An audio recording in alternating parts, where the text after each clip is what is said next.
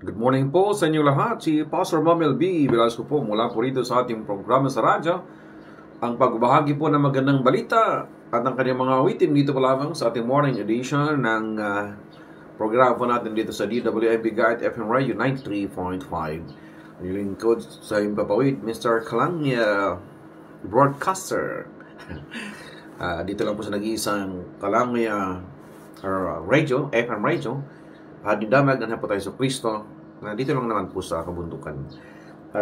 Pero may part ko yan na nagsishare po kami ng Tagalog version.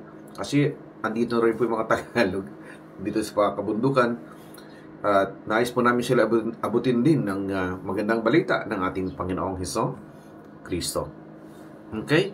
At sa ating pong pagpapatuloy ay nais ko po kayong anyanyahang lahat sa ating pong pag-aaral ng kanyang mga salita o sa mga Christian dyan, sa mga tumanggap na sa ating Panginoong sa Kristo, o di kaya sa mga hindi nagdadalawang isip pa lang na tanggapin ang pananampalatayang may Diyos sa magitan ng Panginoong Jesus, kung paano ba ito gagawin. Actually, may mga oras po tayo dyan, pero ito pong morning edition natin ay more on pagpapaliwanag sa mga katuruan po ng ating Panginoong Hesus Kristo. Kung kayo po ay tumanggap na at kayo mananampalatayaan na, nabautismo na kayo sa tubig, at kayo po ay nagsimulang lumakad sa lakad po ng pananampalataya, to walk by faith and to walk with faith, hindi sa ating nakikita, at ang faith na yan ay nasasalig yan sa nasusulat, hindi tayo dapat lumampas, at hindi rin tayo dapat na kapusin. Kailangan po natin talagang kung ano po yung andyan, at kung wala man po ay hindi po kumukontra doon sa maliwanag na nakasulat. Kasi yung ating mga presumptions po natin, assumptions natin, ay maaaring mag-lead po sa atin sa mali. Ngayon po sa amagang ito, nais ko pong pag-usapan natin ng isang may pagka-weird na pangyayari sa mga part ng Old Testament. Actually, marami po yan. And we pray, na-share ko po sa Kalangya version about yung discrimination and the power ng message ng Book of Judges sa buhay po ni Jephthah. At itutuloy po natin yon doon sa susunod na part ay, totoo nga bang sinunog ni Jephthah yung kanyang kaysa isang anak na dalaga para tuparin ang kanyang vow, sa kanyang pangako sa Diyos? Okay? So, medyo critical po yun at bibihira lang ho na di-discuss. But today, we pray to the Lord through the Holy Spirit, and we plead through the blood of Jesus na ipaliwanag ito sa atin para naman hindi tayo magkaligaw-ligaw at hindi ko natin mailigaw din ng iba. Ano po? Precious Father, Heavenly Father, thank you Lord God. Ilid po niyo kami sa kaunawaan ng gagaling sa iyo at ang banal na Espiritong nasa amin ngayon ang magturo sa amin at magdala sa amin sa katotohanan as we ask these things in the name of our Lord Jesus Christ. Amen.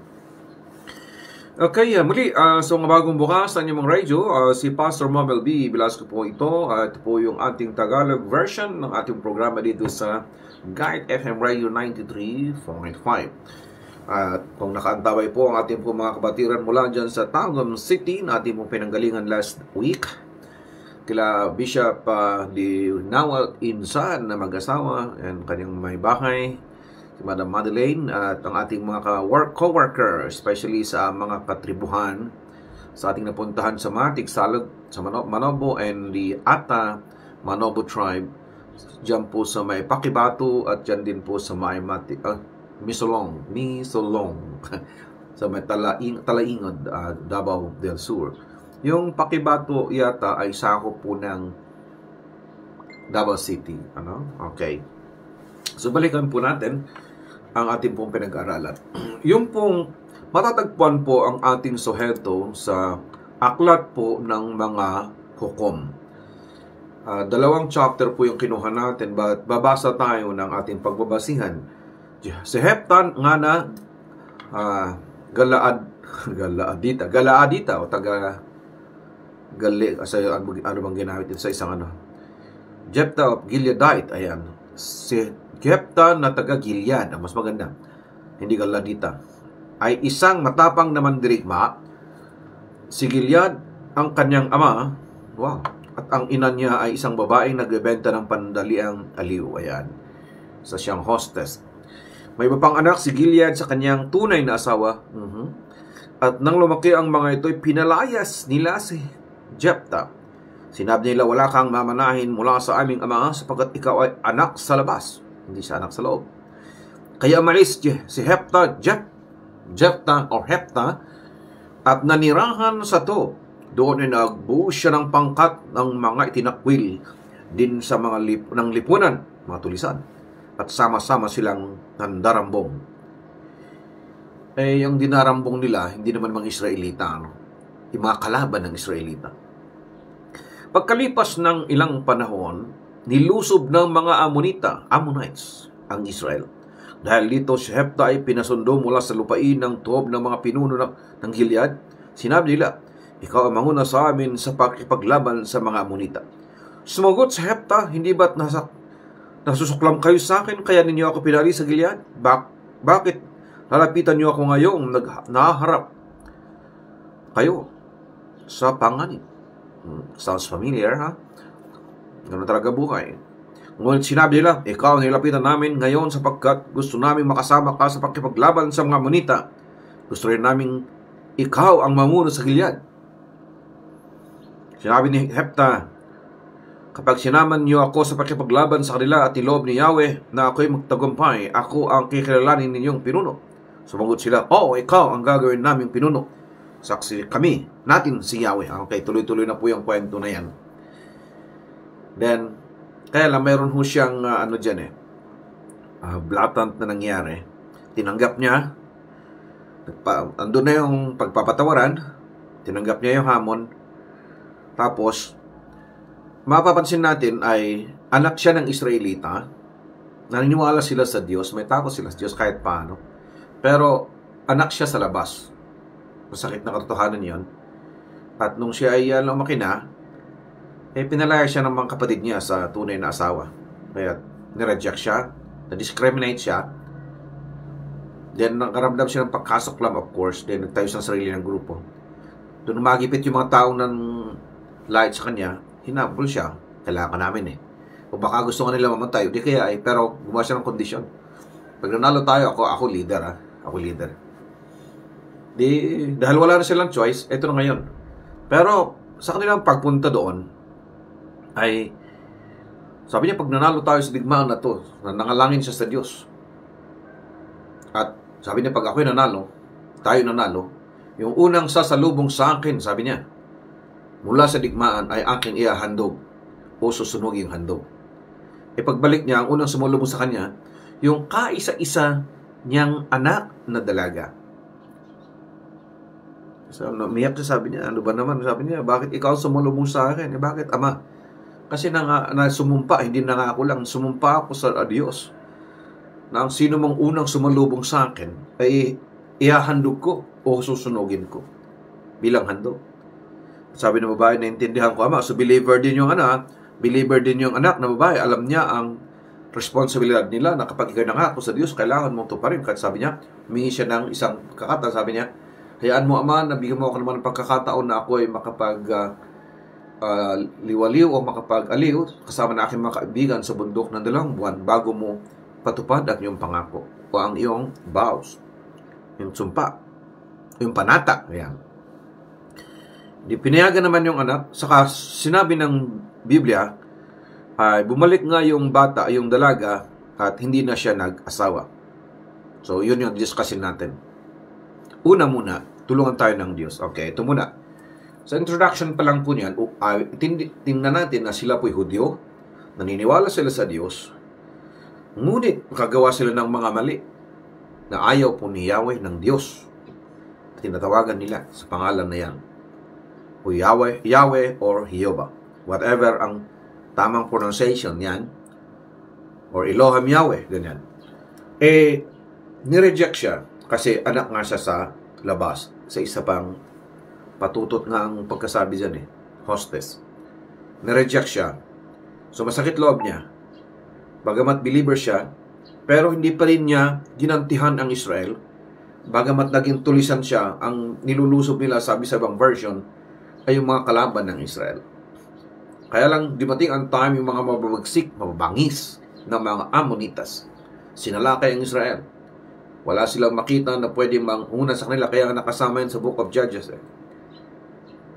Makita mo dyan yung kaalaman ni Jephthah sa history nila, sa salita ng Diyos na kanilang pinagbabatayan noon. Alam ni Jephthah. At dito ay naningil naman siya nung una. Sabi niya, di ba nasuklam nga kayo sa akin? Ayaw niyo nga sa akin. Bakit ngayon nakaharap kayo sa panganib? Bakit ako ang kukunin nyo ng mangunguna? Unfair naman yata yan. Pero naging yung mga tao, naging mapilit yung mga tao. Sabi, wala na kami makuha. Sige nga Rod. May Rod pa yun, ha? O sige, wala. Hindi Ilocano yun. Sabi niya, o sige, sabi niya. Mangunguna ako, pero ako leader pag nanalo tayo. O sige, sabi niya. Kaya lang, dito nakita natin na one thing is, in this life, maaaring sa ibang panig tayo ng mundo na ipanganak, sa ibang serye ng buhay na hindi siya nakakatuwa. Madalas tayong i-bully dahil maliit tayo. Madalas tayong kasplaman dahil sa ating kulay, o dahil sa ating anyo, o dahil sa ating salita, o dahil sa ating status sa buhay. Or nire-reject tayo dahil sa ating height, kulay, salita, aral, edukasyon, o pati ng ating kalagayan sa buhay. Mahirap, nare-reject tayo. Or, yan, tulad, pinanganak ng isang hostess. Hindi siya tanggap kagad sa lipunan. At masakit pa, pinalayas pa siya. So, andun yung hurt sa loob. Inner wounds. Nasaktan yung spirit mo. Pero maganda rito, hindi nagtanim ng sakit ng loob si Jephthah, hindi niya sinasalakay ang mga Israel. 1. Pangalawa, bagamat naningil siya, pumayag din siya na sige. Kasi kinikilala niya ang Diyos ng Israel. Alam niya, masisira ang buong bayan ng Israel. Kasi may kalaban sila. So mula doon sa kinasaklaman, ni-reject, pinalayas, hindi binigyan ng mana. Kapag nagtiwala ka at tumawag ka sa Diyos, ibabalik niya sa iyo ang pangunguna, katulad ni Jephthah. Kaya kapatid, kung nasubukan mo man na sa buhay na to ay parang feeling rejected ka or feeling discriminated ka dahil sa anumang bagay na nasa iyo ngayon. Especially kung meron ka sa katawan o di kaya ay may PWD ka, di kaya ay may pagka-special child ka, o di kaya ay pinanganak ka sa bundok katulad namin. Madalas kaming ibuli sa baba noon. Nanapan pa nga ako ng buntot. Ilang mga tao dyan noon, sabi ko, nasa harap po. Ganun ko sila sinasagot. At pinapaliwanag ko sa kanila na kung mayroon man pong ganun ay defect po yun ng tao. Hindi yun na talagang anyo ng mga tao sa bundok. Sabi nila dahil sa bahagi, hindi po. May mga tao talaga doon na may mga kinds of people, hindi lang sa atin yun, medyo mahaba po yung dito sa likuran nila. Kaya kala nila buntot yan. Pero naturally wala pong ganun talaga. So pinapaliwanag natin. Or nire-reject ka dahil sa height mo. Noon, nag-apply nga po ako ng PMA noon eh. Kaya lang, 5'2" lang ako eh. Wala akong backer. Kailangan mo ng kernel o kaya general noon. Hindi ko naman alam gagawin ko. Pero yung S2 kasi ako nung high school kami, yung si S3, saan nakikinig ka? Nakapag-PMA na siya si S3. Tagal na siya dyan, baka hindi ko alam, nag-retire na. So, ang point ko, either or, whatever, na kahit saan ay may diskriminasyon, kahit saan po ay mayroon pong pagtanggi, kahit nga sa bahay natin mismo, sa mismong tribe natin mismo, o sa mismong community, o mismong mga tribo-tribo, o mismong lahat na, kahit sa simbahan, kahit sa faith, kahit saan ka pumunta, andun pa rin yun. Kasi nature ng mundong ito po mag-discriminate. Normal po yan sa mundong ito. Kasi yun po yung power ng kaaway, kasi pride po yan eh. Sensya na ho kayo dun sa tumutok-tok kasi malapit ho yung aking studio dito sa yung ginagawang simbahan. Kaya ayun, hindi ko galit yun ha. At sana ay yung ating mga kapitbahay dyan na nananagalog po dito sa Bantinan, paki-timbrihan sila yung programa natin ay nakapagbukas na tayo, okay? So yun, ang unang message, if you're being discriminated dahil ikaw ay Pilipino, o dahil ikaw ay nasa ibang tribo dahil sa salita, o dahil ikaw ay PWD, o ano man, taas mong kamay mo sa Panginoon, si Lord, hindi nagdi-discriminate. Yan. Mahal ka ng Panginoon, ano man ang antas ng buhay mo. May pinag-aralan, wala, maputi ka, maitim, matangkad, pandak, may diferensya ang katawan, basta buhay ka, hindi na mamili ang Diyos ng mga tinatanggap niyo sa mga sumasampalataya sa Kanya. At muli Kanyang ibabalik sa mga pwesto na kung saan ay may tataas mo ang Panginoon, katulad ni Jephthah or Jephthah. Tulungan ka ng Panginoon. Pangalawa, sa message dyan na nakita natin, huwag kang magra-rush ng pangako. Ephesians, Ecclesiastes 5:5. Sabi niya, huwag kang mangangako sa Diyos kung hindi mo tutuparin. Kasi nasa taas siya, ikaw nasa baba. Ibig sabihin nun, matakot ka. Yung pinagsasabihan mo ng pangako mo, creator yan ikaw sa judge ka. Diba sa ating bansa, pumunta ka sa korte. Pag hindi nakadamit yung judge nung damit nila, pwede pang makipagbiruan Pero pag nakadamit na siya, at nagbiro ka, sabi niya, kulong nyo yan, automatic, kukulong kayo. Kapatid, ganun yun. Hindi nagbibiro ang Diyos. Itong si Jephthah, nagkaroon siya ng panata. Sino ang unang sasalubong sa akin pag nanalo kami? Ihahandog ko, susunugin ko ng buhay. Yun na, nagkaroon ng problema na dyan. Nagkaroon na ng problema po yung ating mga nagbabasa ng Bible, sa totoo lang. Kahit naman po sino, kasi basahin mo po yung Bible mo, kung hindi ka na nadilito talaga. Sinulong nga ba talaga ni Jephthah ang kanyang anak? Yun po yung, sana may ballpen po kayo Jephthah really killed his daughter to fulfill his vow sa Lord. Pwede ba yun? Yun ang mangyaring ganun.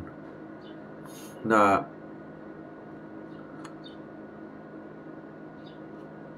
ikaw ay mangako at hindi mo to pa rin, nangako ka sa Diyos. Tapos pinangako mo ilabag din sa salita ng Diyos. Tama ba yun? Hindi yata siguro tama, Okay, makinig po kayo mabuti. Then, I will offer ang mga sagot. Tulungan tayo ng Diyos. Bagamat weirdo nga po itong mga ganitong klase ng mga pinag-usapan. Ulitin ko, pasensya na kayo sa karpentero namin hindi niya alam na abot dito yun. Okay. Sa Judges 11 po ay ito yung kwento nga ni Jephthah. At sabi ko na sa inyo yung context. At alam ni Jephthah yung historical account ng Israel kung bakit rights nila na tumira sa lugar na yon. At mali na salakayin sila ng mga Ammonitas. So naghanda siya at doon sa Judges 11:30-31 ay ipinangako nga niya na sabi niya kung mananalo kami, sabi niya, at kung sino man ang unang lumabas sa aming pintuan, sa aming bahay, ay ito ay sa Diyos at ihahandog ko na bilang handog na sinusunog. Sa kanila nung kasi, mayroon silang handog na sinusunog ng mga hayop. Hayop. Yung mga pagano, ang hinahandog nila noon, tao, anak nila mismo. Okay, yung mga pagano, yung mga walang kinikilalang Diyos, they were offering their children to God by burning them. Sinusunog sila sa apoy. Baalism. Yeah? At pagkatapos niya matalo nga ang mga Ammonitas, bumalik nga si Jephthah at ang unang lobas nga yung anak niyang dalaga. Pinunit ni Jephthah yung damit niya at nag-iyak siya at sinabi niya ang kanyang panata sa kanyang anak. So, pero sabi ng anak niya, kailangan gawin mo, tuparin po ninyo yung panata niyo. So, alam na alam ng babae ang salita ng Diyos sa kanilang Torah. At nag-request siya na sabi niya, bigyan mo ako ng 2 buwan para to mourn, tangisan yung kanyang virginity. Sabi hindi siya mag-asawa. Binigyan naman siya ng pahintulot ni Jephthah at nagpunta sila doon sa kanilang pupuntahan sa bundok sa Judge Huwes. Mga Hukom 11:39 ay kung bumalik na ay saka inihandog nga yung babae. Ano bang nangyayari sa passage na yan? Sige nga po. Totoo bang pinatay niya ang kanyang anak para matupad ang kanyang vow? panata sa Diyos. Okay. Linawin po natin, kung pinatay po ni Jephthah ang kanyang anak para ihandog sa Diyos, hindi ho ba maliwanag na bawal yon sa lumang tipan? Kitang-kita ho natin na si Jephthah ay naniniwala sa Diyos ng Israel. At alam niyang ayaw ng Diyos ng Israel ang paghahandog ng mga bata o ng tao na sinusunod sa kanya. Na marami po yan sa Leviticus 18:21, Leviticus 20 verse 2 and 3, Deuteronomy 12:31, Deuteronomy 18:10. Maliwanag po yan na ang kabayaran po ng sino mang maghandog ng kanyang anak sa Leviticus 20 verse 2 ay binabato hanggang mamatay. So Jephthah, alam niya kung ano yung andun sa Torah sa lumang tipan. So, imposibleng suwayin ni Jephthah ang utos ng Diyos para sundin din niya ang utos ng Diyos na isa. Hindi pwede yung ganon. So, at least, nagkaroon tayo ng kaisipan na hindi pala, alam naman pala ni Jephthah na bawal ihandog, na sunugin ng buhay ang kanyang anak. Ano sinasabi ng verse na yan? Okay? Ang clue na pangalawa dyan ay yung pong salitang ginamit dyan doon sa sa Hebrew yung vav is yung conjunction na ginamit niya doon sa dalawa niyang pananalita. Yung vav na yon ay represents multiple different conjunctions. Pwedeng ibig sabihin ay and, o, or, bakit, o hinto, sa ngayon, pagkatapos, o di kaya ay or. Yung or ay mas maraming gumamit na mga scholars po ng translation ay or. So, kung titignan po natin ang kayo, mga Bible translator, na nito mangyayari, whatever comes out of the doors of my house, it shall be the Lord's. Okay. Or, I will offer it as a burnt offerings. Okay, ang paliwanag dito ganito, ang sino mang lubas mula sa pintuan ng aming bahay, siya ay sa Diyos. O di kaya, ay aking ihahandog bilang susunuging handog. Okay? Or, hindi and. Ngayon, itong panatang to ibig sabihin ay, ang sino mang lumabas sa aming bahay na karapat-dapat na sunugin, handog, ay aking susunugin. Ito ay sa Diyos. Ito ay aking iaalay. Samantalang kung ito naman ay hindi pwedeng sunugin, hindi, iaalay ko lang. Okay? Sabi niya, ang sino mang lumabas na hindi dapat hindi nararapat sunugin ay aking iaalay. Dedicate. Ngunit kapag ito ay pwedeng sunugin, ay aking susunugin siyang buhay. However, if the first thing to come out of the house was not appropriate to offer as burnt offering, it shall be the Lord's, meaning it would be dedicated to the Lord. So yung concept na dedicated unto the Lord ay mas malapit po yun sa katotohanan. Bakit po? Kasi mayroon siya susunod po dyan ay tumutukoy po yun doon sa panata na ihahandog niya ang kanyang anak na babae, hindi na mag-aasawa kahit kailan. May verse po sa baba niya na nagsabi na ang dalagang nito ay hindi na nga nag-asawa pagkatapos noon. Hindi nagkaroon ng relationship doon sa verse 39 po ng Judge 11. Ang sabi po niya dyan ay, at the end of 2 months, she returned to her father, who did to her according to the vow which he had made.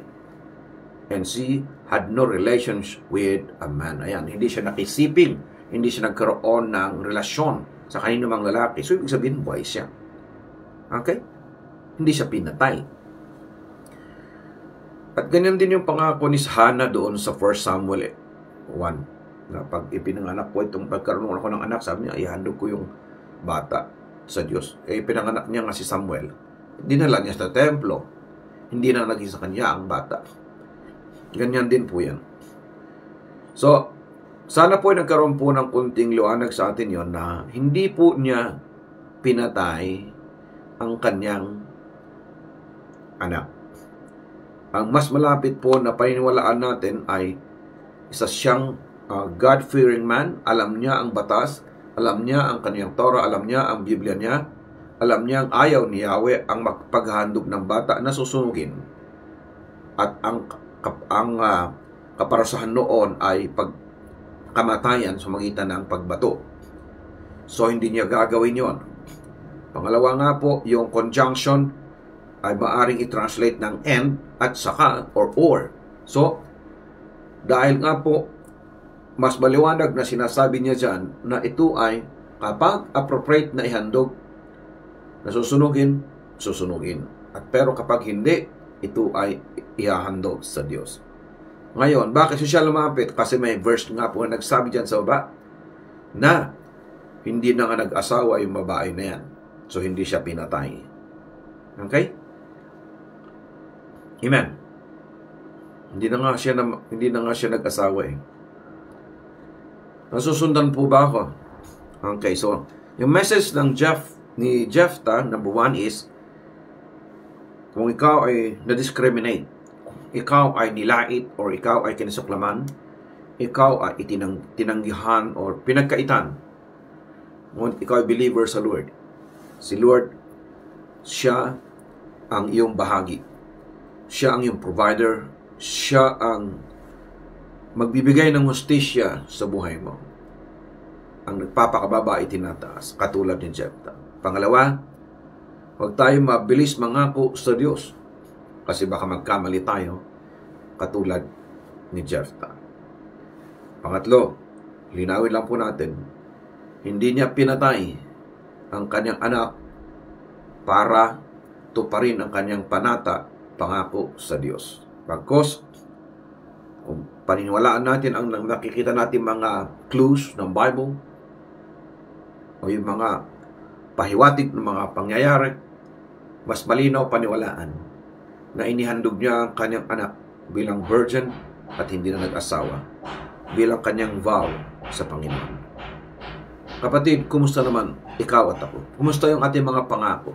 Minsan pangako natin, paiyak-iyak pa tayo. Pag may sakit tayo, may problema, Lord, pag ako po ay gumaling, ako po ay maglilingkod sa iyo. Yan. Pag ako po ay nakabahid ng utang ko, Lord, ako yumaman, Panginoon, ako ang susuporta sa gawain. Marami na nangako rin sa akin yan. Meron pa nga ako nagsabi yan, sana nakikinig ka. Pag ako'y nakabili ng sasakyan, Pastor, gagamitin natin sa ministry mo. Sabi pa sa akin, ministry mo pa raw. Tangiti na lang po ako.